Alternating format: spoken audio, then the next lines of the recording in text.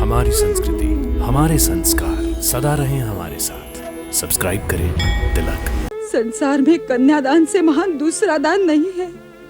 हे वीरवर, धर्म दृष्टि से मेरे धर्म पिता के रूप में मुझे मेरे प्रियतम वाली को अर्पण कर देंगे तो आपको कन्यादान का पुण्य प्राप्त होगा प्रभु। देवी तारा, तुम इस समय बात धर्म और नीति की कर रही हो, परंतु परिणाम इसके विपरीत होगा यह विचार नहीं कर रही हो। संपूर्ण जगत को विधाता ने रचा है और उसी ने सबको सुख दुख से संयुक्त किया है। तीनों लोकों के प्राणी विधाता के विधान का उल्लंघन नहीं कर सकते, क्योंकि जीवन, मरण, सुख, दुख ये सब विधि के हाथ है। शूरवीर स्त्री की पत्नी को यह प्रलाप और संताप शोभा नहीं देता।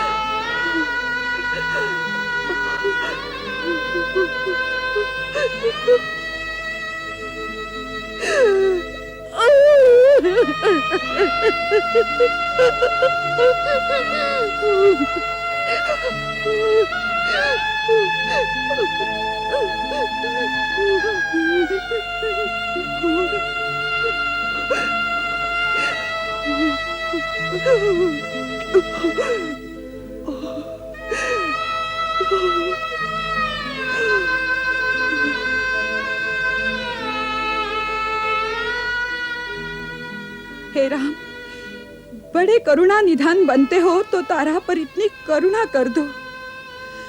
जिस बाण से मेरे प्राणनाथ का वध किया है उसी से मेरा भी अंत कर दो।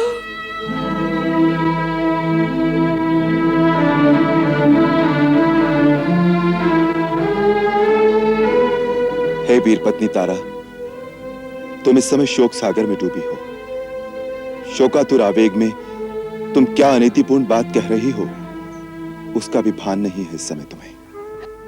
नहीं प्रभु, नहीं। आपके इस कार्य से कोई अनीति, कुछ अधर्म नहीं होगा। जिस प्रकार सीता के बिना आप दुखी रहते हैं, स्त्री के बिना पुरुष को जो दुख उठाना पड़ता है उसे आप अच्छी तरह जानते हैं। स्वर्ग में भी मेरे बिना वानरराज की आत्मा को शांति नहीं मिलेगी।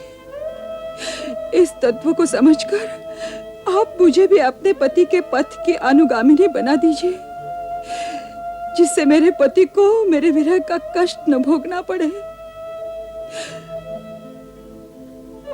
इससे आपको अपयश नहीं पर उपकार का पुण्य प्राप्त होगा प्रभु। आप धर्मपरायण महात्मा हैं। स्त्री हत्या का पाप नहीं लेना चाहते, परंतु पति विहीन तारा इस समय मात्र स्त्री नहीं, वाली की आत्मा है वो। ऐसा मानकर मेरा वध कीजिए प्रभु, आपको पाप नहीं लगेगा। संसार में कन्यादान से महान दूसरा दान नहीं है।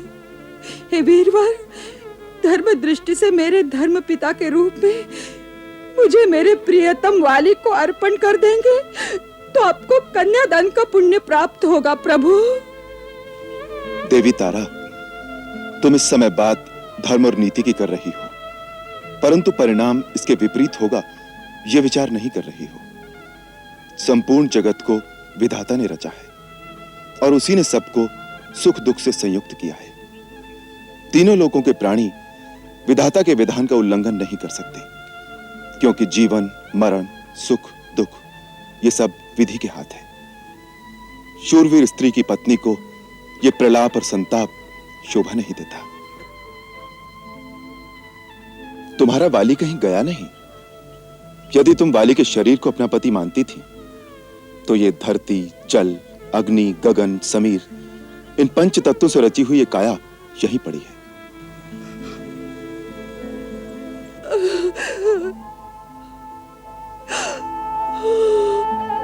इसी से तुम प्रेम करती थी, इस काया को ही तुम अपना समझती थी। यह अब भी तुम्हारे समक्ष सुषुप्त अवस्था में विद्यमान है। यदि इसके अंदर अदृश्य जीवात्मा को अपना पति मानती हो तो वो अमर है, अविनाशी है। उसे सदा अपने साथ अनुभव करो, उसका शोक ना करो। ये ज्ञान देना बड़ा सहज है रघुनाथ, परंतु पति के विरह का दुख सहना बड़ा कठिन है। स्त्री का सारा जीवन केवल उसके पति के लिए है, इसलिए वो अर्धांगिनी कहलाती है। शरीर के आधे अंग को अलग करके शेष अर्धांग से किस प्रकार के कर्म और कर्तव्य की आशा की जा सकती है?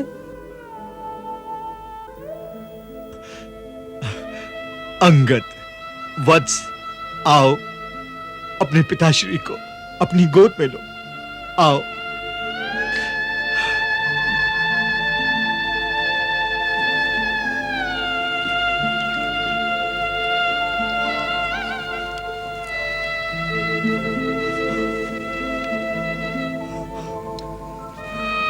महारानी तारा,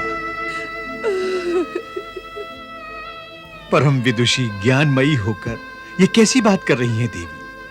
इस सृष्टि का प्रत्येक जीव, प्राणी मात्र, स्वयं सिद्ध, अपना आधार आप है। अपने में ही अपना अस्तित्व निहित है देवी। सृष्टि का विधान अमर है, न कोई आता है न कोई जाता है।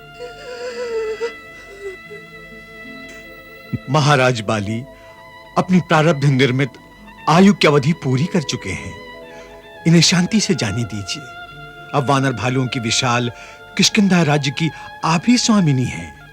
आपके अधीन रहकर अंगद इस राज्य का पालन करने योग्य बन सके, इसके लिए पिता माता दोनों का कर्तव्य आप ही को निभाना है। शास्त्र में संतान होने का जो प्रयोजन बतलाया गया है तथा इस समय राजा बाली के पारलौकिक कल्याण के लिए जो कुछ कर्तव्य है, उन सब का पालन आप ही को करना है महारानी तारा।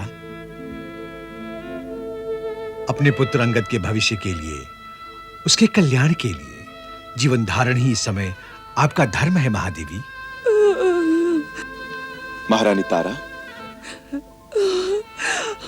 महाबली हनुमान ठीक कह रहे हैं, धीरज रखो। देवी, अब वानरराज का अंत्येष्टि संस्कार किया जाए जिससे उन्हें सद्गति प्राप्त हो।